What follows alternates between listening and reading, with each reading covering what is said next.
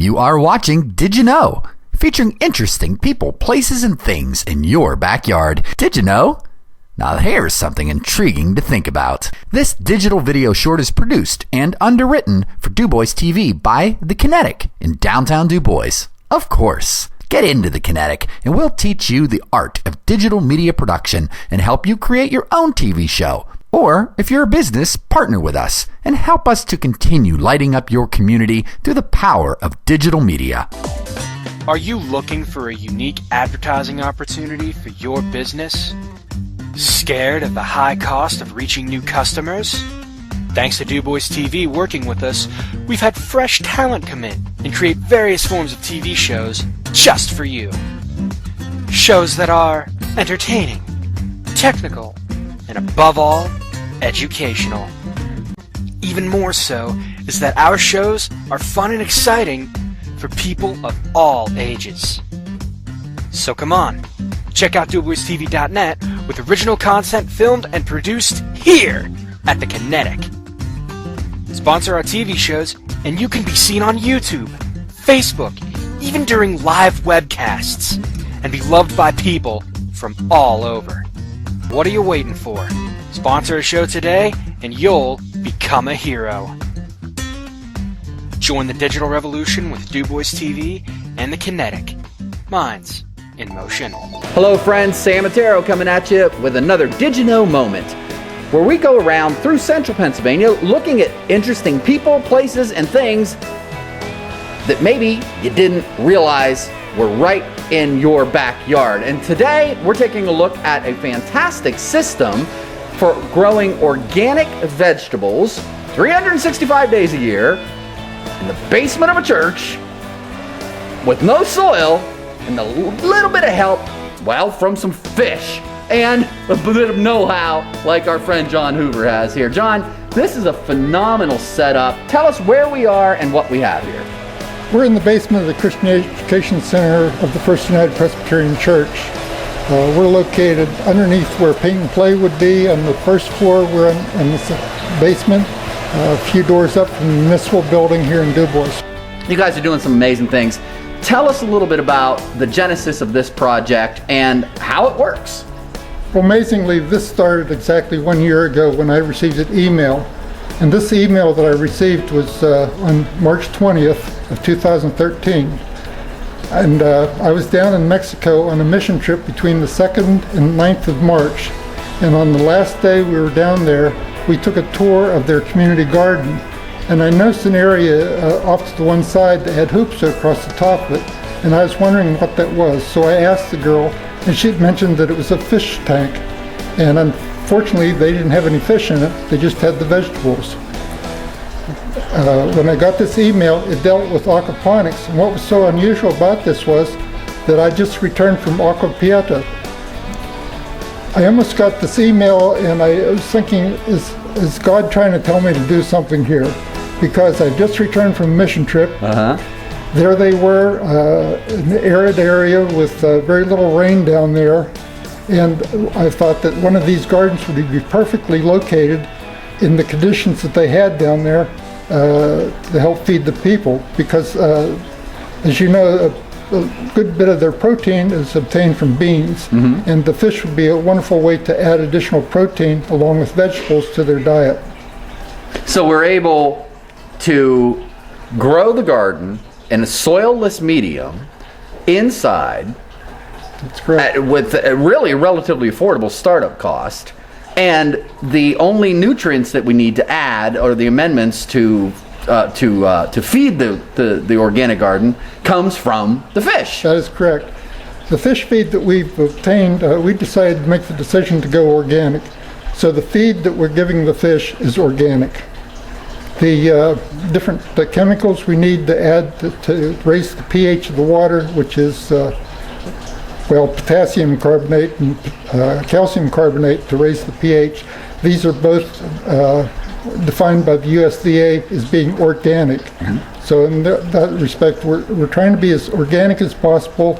We've ordered non-GMO seeds to put on our grow beds to grow, and we're trying to use all the principles of high standards of gardening in order to create quality vegetables for the public. And Aquaponics, not hydroponics. hydroponics is soilless, growing plants soillessly, without soil. When you mix aquaculture with that, you get aquaponics. All right, and that's what we're looking at here. That is correct. And this is a year-round garden. Again, we talked about this. This is not soil. This is... No, this is expanded clay media. What we have here is approximately 1,050 pounds of this material for the 3 grow beds. So these are completely full of the expanded clay. There's not a lick of soil in here. And look at it. These plants are incredible. They're gorgeous. They're absolutely perfect. The water that we have in these tanks is superior, based on a study done in Hawaii, to the quality of water that you would find out on the farm garden. Mm-hmm. So we have superior water. We're raising seeds that hasn't been genetically altered. In terms of organic and GMO, why don't you educate us a little bit as to what those terms mean and why are they important to the health of the human body? These are non-GMO seeds. These are seeds that man hasn't played with. And it's the idea that we're not putting any strange chemicals into these. We're doing this as naturally as possible, as if this was done naturally in nature. Arugula. Look at this in arugula. That is beautiful. Wow. How much food can you generate out of this setup that you have down here? The research I've done is if we had 1 pound fish in our fish tank, that would be 40 fish. Each fish is capable of producing between 15 and 25 pounds of vegetables. This would be between 600 and 1,000 pounds of vegetables garden. Over what period of time, though? We're talking on an annual basis. How much? 600 to 1,000 pounds. 600 to 1,000 pounds of incredible, organic, non-genetically modified vegetables growing in your basement with the help of some happy little fish. An amazing story. John, let's take a closer look. Okay, Very good. What we have here is a fish tank that holds upwards of 250 gallons of water. This is enough water to support 40 fish. The ratio is 1 fish for every 5 gallons of water. In the tank here, you will see 6 fish, and these fish are approximately 3 inches to 4 inches long. They've been moved here in probably the past, maybe the past month. We have moved them into this tank. We had to do this because we had arrivals of 50 additional blue Nile tilapia from Florida. Then you can actually harvest the fish and eat the fish as well. But they would become edible plate-sized fish in 8 months to 10 months. Wow. And these fish are able to support these grow beds that you'll see here. And you got to realize we're going to add approximately 40 more fish to this. This is our first grow bed. In the grow bed here, you'll see a number of different plants that we have started. We have kale here. This would be kale. This would be lettuce. We have some parsley back there. There's some sage over here. There's a spinach plant over here. Over there is some thyme. So we have a number of different herbs and vegetables in this garden. Beautiful. No insects, disease-free. No pesticides. There's no pesticides within this bed. There's no E. coli because we're dealing with fish. There's no weeding of the garden because there's no weeds in the garden. It has so many benefits, plus it's a year-round garden. This is a secondary grow bed. It also has similar crops in it.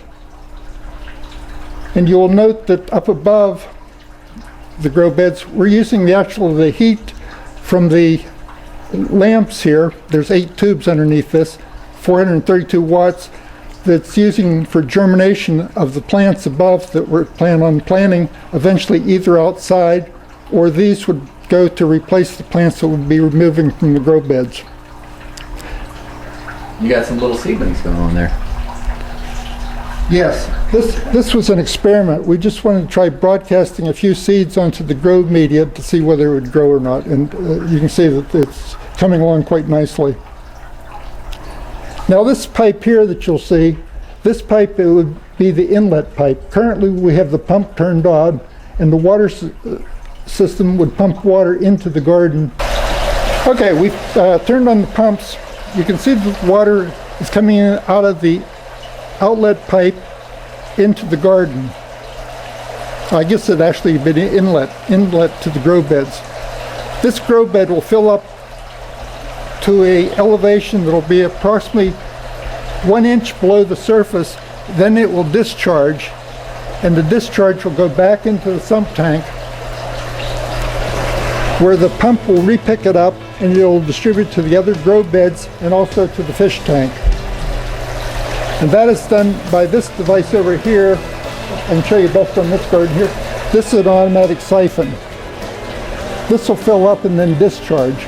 There's an airlock in here that maintains the water in the tank.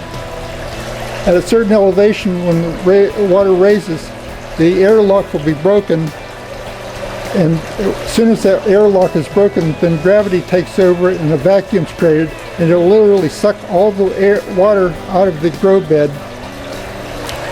And this allows oxygen to get to the roots of the plants when this discharges. There's approximately 20 gallons of water in each grow bed when it fills up. There's a lower zone, which is where the sludge accumulates. In this area here would be the water movement through the system, and up here would be a dry area, and this eliminates the evaporation of water from your system and helps maintain the water.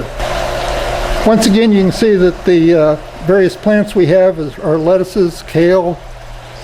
We do have some chives back there in the corner. We have rosemary and thyme. All right, so we're looking at relatively low profile plants here. Green leafy vegetables. What about items such as broccoli or something that might stand up higher, a cauliflower, larger plant? There's really no limit to the type of plants we could do. We could do strawberries, you could do flowers, tomatoes. Some might think that it's unusual for a church to be so interested in gardening. But we hope that this is a project that doesn't just benefit our church and our members, but has an opportunity to benefit our entire community.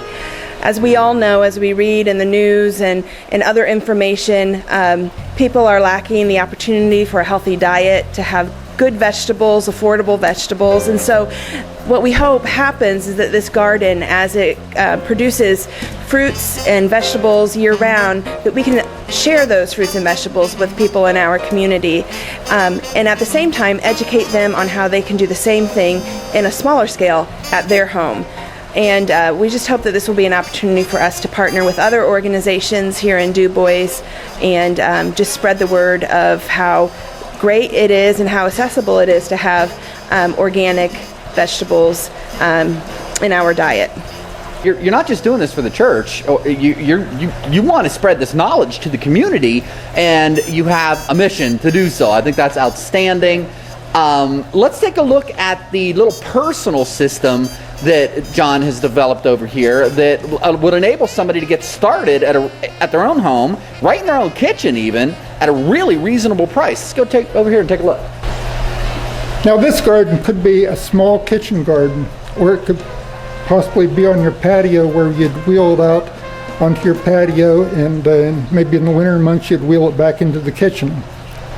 The upper part would be your system that would be growing the plants. It has the automatic siphon here.